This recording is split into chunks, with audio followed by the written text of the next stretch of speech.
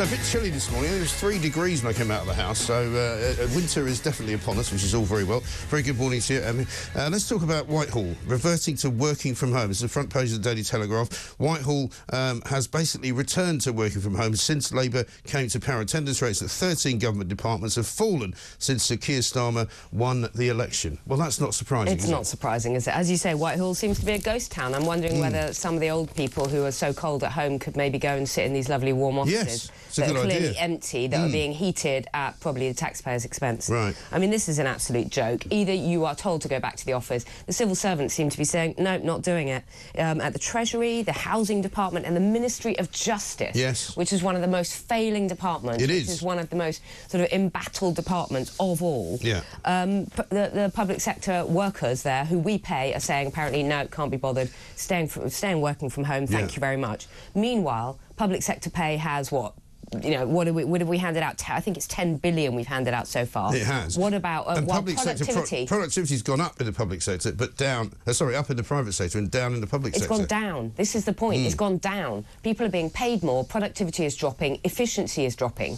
Meanwhile, as you say, over in the private sector, people are not getting those pay increases, and working from home is declining. People are saying, but private sector bosses are saying, actually, I would like you back in the office a few days a week. I don't know what people's problem with this is, actually. Yeah. I mean, everybody I know who works from home, they claim that their productivity is higher. OK, I'm sure they get lots done in a shorter space of time, but they're also clocking off at 3:30, 4 o'clock in the afternoon to go to gym, to go to the gym or whatever. And we know that there's plenty of studies that have been done as well, which show that actually all of this talk of it being more efficient isn't really true. We saw a study just last month, I think, where it said that people who work from home have more naps. You know, because you're sitting there, bed's just over there, you go, you know, it's 11 o'clock, I've been doing a couple of hours of work, maybe I'll go for a nap. But also, Mike, the fundamental point, if you can do all that work, people say, oh, but I get loads done. Fine, good. If you can get that done between 9 and 12, which I'm sure the incentive is there if you're working from home, then get it done and do more. Yeah. I mean, you shouldn't be being paid to be sitting around in your pyjamas. No, exactly.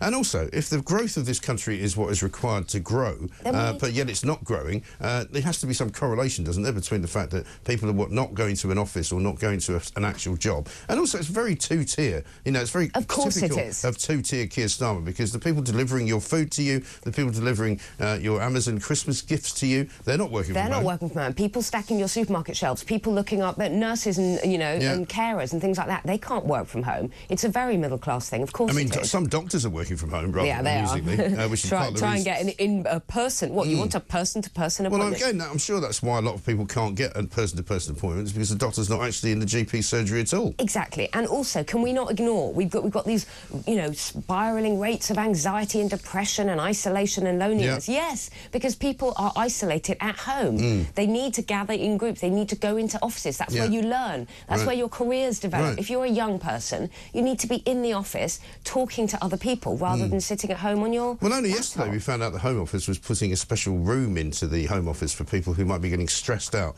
by dealing with all the small boats coming over. You know, they're not actually having to deal with anything other than bits of paper. What about the people down on the coast who are getting quite stressed out by small boats coming over and invading their towns? Unbelievable. So the numbers have dropped massively since the biggest ones are the Ministry of Justice, as you say, but they're already battling to overcome a shortage of prison spaces and court backlogs, as the Times have got jail sentences to be the last resort. More criminals to live under house arrest and wear tags as the prisons face a shortfall of 12,400 cells. This is a story that sort of broke late yesterday, where they reckon that the estimates that the Labour government have put in there to how much they're going to need to spend could be off by as much as 4 billion. 4.2 billion pounds over budget. These 20,000 cells that we desperately need now, by the way, and we'll need more by 2031, because we're criminalising everything. We're, you know, arresting people for tweets. We've got immigrants pouring in, basically. So, I mean, we're 5 years late. We should have 20,000 more cells by 2031. But, 4.2 billion over budget.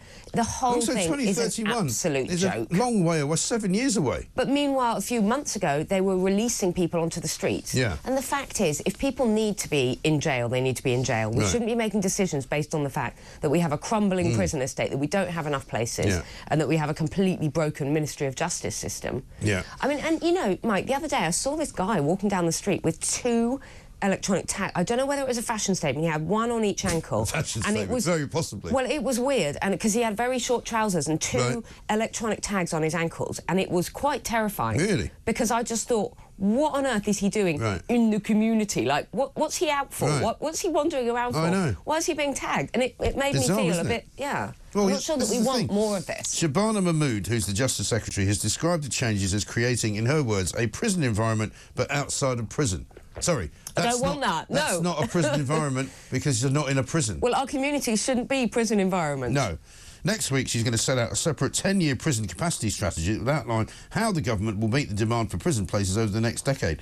And then they've appointed... Another strategy, another bunch of that bloke, David Gauke, who's doing a report into it. I mean, he's one of the most useless attorney generals that I think ever lived.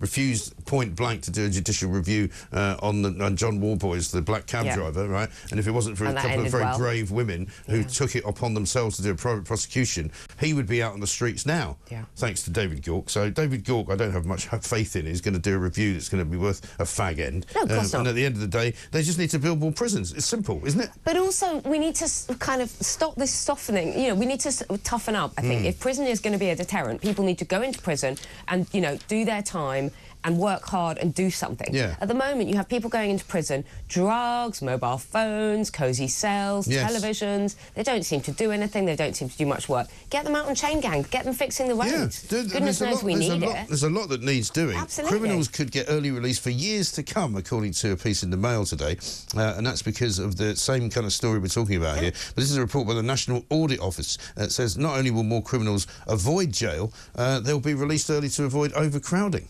Except if you send a kind of hurtful tweet. Of course. Or you get involved in anything which might be considered to be, you know, anti the government. Anti the government, exactly. Yeah. I mean, no, this is absolutely ridiculous. But also, it needs to be long term. Like, we just keep hearing these kind of 5-year plans from this government and that government, and it just needs to be sorted out. It's a bit like the NHS backlog. You know, you can't just fix it in a few years' time by throwing more and more and more money at it. Well, the NHS backlog plan is to be able to get your operation done within 18 weeks in about 5 years' time. I mean, it's not much of an ambition, is it?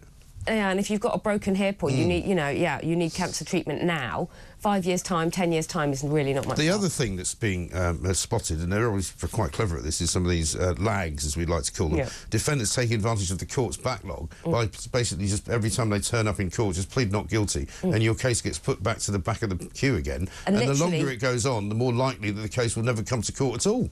Which is actually a very, very real problem, isn't it? It is. Because you know how to game the system. You know what buttons to press. You know what... But also, you know, there are plenty of sort of mental health claims you can make and all of that. And you just...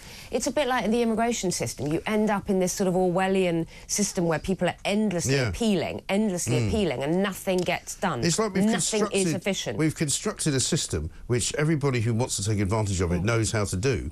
And the people who've constructed it are almost sitting there like, I wish everybody was just nice, and then we wouldn't need to have a justice system or prisons or courts. But the world isn't like that. So the people who are bad people who commit crimes are very good at avoiding going to prison, and this is helping them. And it's exactly like the benefit system, that we created this wonderful system of universal credit and all of that with points, and now we have, you know, online influencers. What are they called? Sickfluencers. Yes.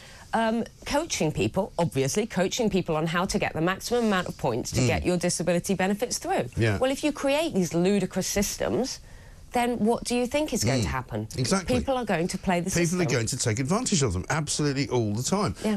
We've got a few videos and things to play. We've got this from Kev in Shropshire, who says, Mike, don't worry, evolution will sort out working from home. If your job can be done from home, it can be done from Chennai or Mumbai or even AI. Working from home is just a stepping stone to their demise. I think there's a good point there. A lot of people have found, actually, that, you know, if you can answer the phone and be on the end of a computer and email, why not have somebody much cheaper doing it somewhere else? But also, if you replace every single person in the shop with a machine that can do it, you know, then we are going to have massive unemployment, because you've got machines doing all the work instead of the nice friendly lady in Tesco that used to say hello to people.